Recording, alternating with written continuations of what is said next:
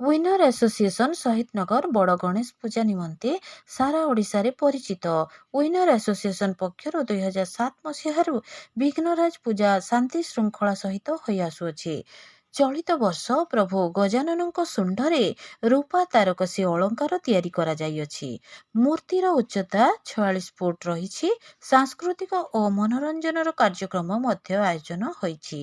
ଏତଦ୍ ବ୍ୟତୀତ ଧୁଡୁକି ବାଦ୍ୟଯନ୍ତ୍ର ଏକ କାର୍ଯ୍ୟକ୍ରମ ହାତକୁ ନିଆଯାଇଅଛି।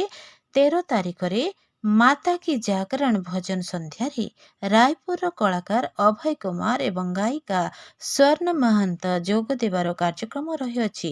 ଚଳିତ ବର୍ଷ ଶ୍ରୀ ଗଣେଶ ସପରିବାର ରୂପେ ପୂଜା ପାଇବେ। ଭୁବନେଶ୍ୱରରୁ ଲିପିକା ରାଉତଙ୍କ ରିପୋର୍ଟ, ଅନୁଧ୍ୟାନ ଟିଭି।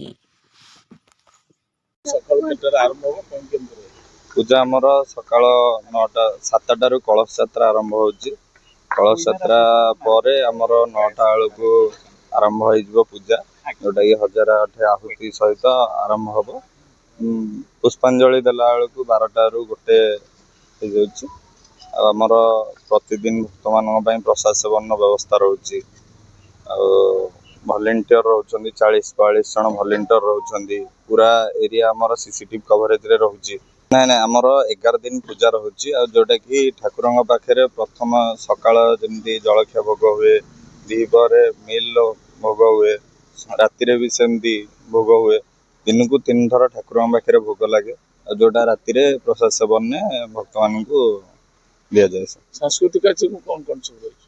ଆମର 7 ଦିନ ରହୁଛି ଭଜନ ସନ୍ଧ୍ୟା, ଆଉ 3 ଦିନ ରହୁଛି ଛୋଟ ଛୁଆଙ୍କର ଡ୍ୟାନ୍ସ। ଆଉ ଯେହେତୁ ଆମର ଏଠି ମେଲୋଡି ଫେଲୋଡି କିଛି ହୁଏନି, କେବଳ ସାଂସ୍କୃତିକ ପ୍ରୋଗ୍ରାମ ହିଁ ହୁଏ। ଦେଖନ୍ତୁ, ୱିନର ଆସୋସିଏସନ ସର୍ବଦା ଯେଉଁ ଥିମ୍କୁ ନେଇକି ଗଣେଶ ପୂଜା ଆରମ୍ଭ କରିଥିଲା 2014 ମସିହାରୁ 14-15 ମସିହାରୁ, ତ ଏ ବର୍ଷ ଆମର 46 ଫୁଟର ମୂର୍ତ୍ତି ରହିଛି ଏବଂ ଏହି ମୂର୍ତ୍ତିର ମୁଖ୍ୟ ଆକର୍ଷଣ ରହୁଛି ଗଣେଶ ସପରିବାର।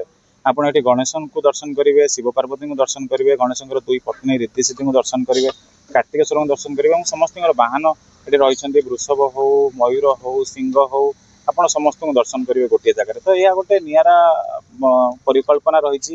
ଏ ମୂର୍ତ୍ତି ମଧ୍ୟ କେଉଁଠାରୁ କପି କରାଯାଏ ନାହିଁ। ଆମ ନିଜର ମାନେ କ୍ରିଏଟିଭିଟିରେ ହିଁ ଆମେ ମୂର୍ତ୍ତି ତିଆରି କରୁଛୁ ଏବଂ ସମସ୍ତେ ଯେମିତି ସମସ୍ତଙ୍କୁ ଦର୍ଶନ କରିପାରିବେ ଏବଂ ଆନନ୍ଦ ଉଲ୍ଲାସରେ ଯେମିତିକି ଗଣେଶ ପୂଜା କିପରି କଟିବ ତା ପାଇଁ ସମସ୍ତ ପ୍ରୟାସ କରାଯାଇଛି।